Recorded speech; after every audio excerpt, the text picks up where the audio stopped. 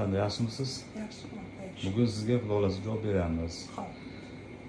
Kasalligingiz haqida aytib bering, nima bo'lgandi, necha yilmi qiynalib yurgansiz? Shular haqida sizdan boshqa bemorlar ham borda, shular ko'rib, internet yoki Telegram, Instagramda ko'rib, ko'rgandan keyin o'sha o'zini xulosasi aytadi. Ko'pchilik qo'rqadi operatsiyadan boshqalardan. O'zim ham shunday bo'lganman, doktor. Gapirib bering, qachon sizda kasallik bo'lgandi? Qisqa o'rinda. Bu kasallik 4-5 yillar bo'ldi. Keyin oila sharoitimiz to'g'ri kelmadi. O'rtaga farzandim tug'ildi. O'shanga ozgina vaqtim cho'zilib ketdi-da.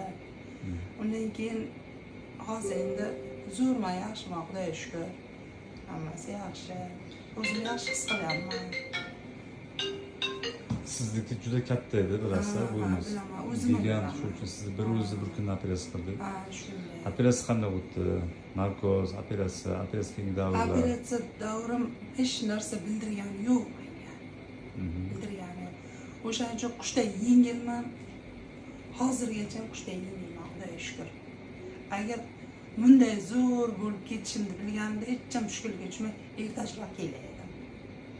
Kelgan vaqtim ahvolimni ko'rdingizku, doktor, o'zingiz. Sog'lig'ingiz bo'lib xursandmiz. Men ham xursandman. Siz ham rozi bo'ling xizmatlaringizga.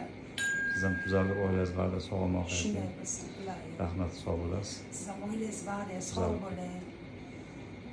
Yangamiz bilan qo'sha qaring, bolalaringiz huzurini ko'ring.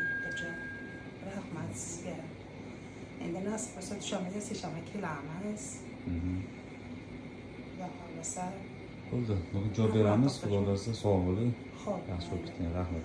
Rozimisiz, doktor? Biz Xizmatlaringizga. hammamiz rozimiz. Siz rozi bo'lsangiz, men roziman. Sog' bo'ling. Rahmat. Xudo xohlasa. Xo'p. Rahmat.